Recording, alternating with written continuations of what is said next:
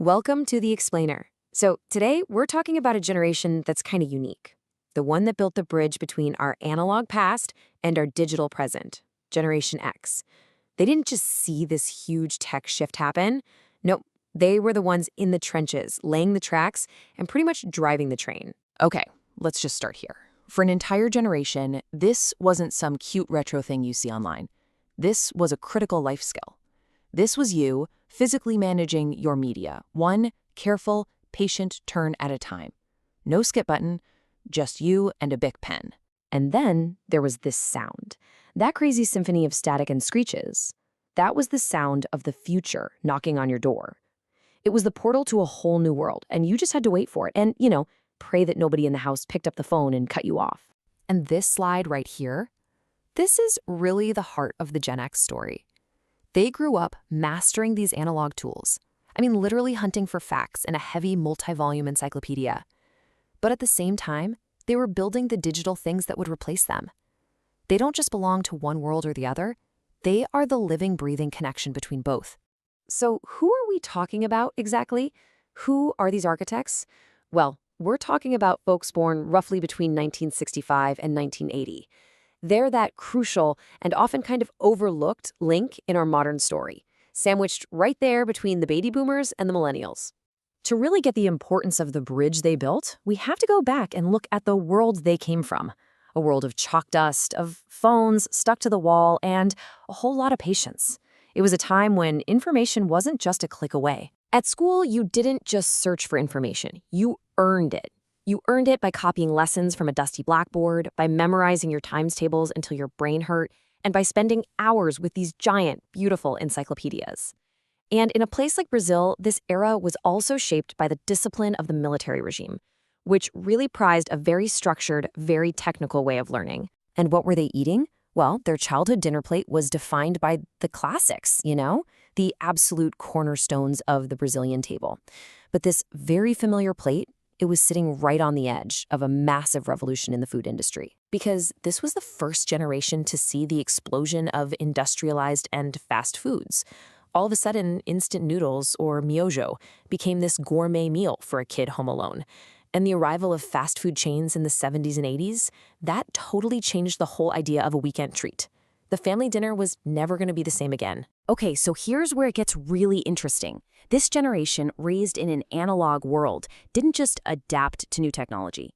They were the ones who actively invented its adolescence. They didn't just learn to use the new tools. They're the ones who dragged them from being these clunky, weird novelties into the world-changing forces they are today. I mean, just look at this timeline. It's their whole tech journey in a nutshell. They went from mastering a joystick on an Atari to actually coding on these noisy home computers. They treasured the perfect sound of a brand new CD, knowing just one scratch could ruin it forever. And eventually they were making calls on brick phones that were, let's be honest, more of a workout than a communication device. And their impact wasn't just on the hardware. Not at all. They completely rewired culture itself. They took these niche interests and just shoved them right into the mainstream. Think about it. They were the ones who made being a nerd cool. This idea that being obsessed with computers could be more than just a hobby, that it could actually be a powerful profession and even a status symbol. Yeah, that all started with them. And who were the poster children for this movement? Well, you had guys like Bill Gates and Steve Jobs. Now, technically, they're boomers, but they were transforming garage tinkering into these global empires right as Gen X was coming of age. They basically created the blueprint for every tech mogul that came after them. You know our whole always-on, on-demand world of media, where you can watch anything, anytime? That started right here. They were the first to get access to 24-hour news, nonstop music videos, endless cartoons. They created the hunger for constant content that we all just take for granted now. This revolution even changed what was in their cup. They needed sports drinks to rehydrate after playing outside, and later on, energy drinks to just power through the week. They embraced everything from crazy new sodas and craft beers to taking the classic caipirinha and making it this cool international cocktail. But this whole transformation wasn't just cultural or digital. If we use Brazil as this amazing case study, you can see how Gen X was also the literal workforce that was building a new physical world. They didn't just live through all this change. They were often the ones wearing the hard hats. If you were in Sao Paulo, you literally grew up alongside the subway lines. The metro system basically grew up with you, spreading its tentacles across the massive city and completely defining how you moved through it. Over in Rio, they watched as iconic landscapes were totally transformed, like the massive modernization of the world-famous Maracana Stadium. I mean, this is the exact place they'd go to see their favorite bands or cheer on their soccer teams. And the expansion of the free trade zone in Manaus? This was huge. This wasn't just some boring economic policy. This was the pipeline.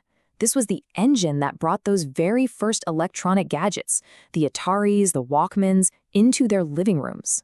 And if you were in Curitiba, you saw this world-famous public transit system being built right in front of you. These futuristic tube stations and giant buses, it became a global model for how to build a city.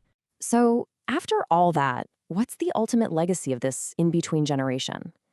It really comes down to their unique status as these witty, super resourceful survivors of a massive moment in history. This quote just nails it, doesn't it? It perfectly captures their hybrid brain. It's this amazing blend of old-school analog hacks and new-school digital fluency that no other generation really has. They have the muscle memory of the physical world and the mental map of the digital one. Here's maybe the easiest way to think about it.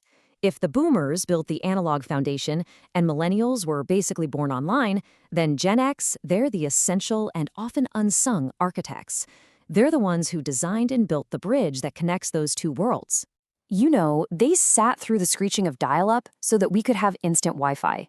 They laid the groundwork for a world that they could barely even imagine at the time. And it really leaves you wondering, what's the fundamental shift that's happening right now, right under our noses that we can't even see yet? What bridge is being built next?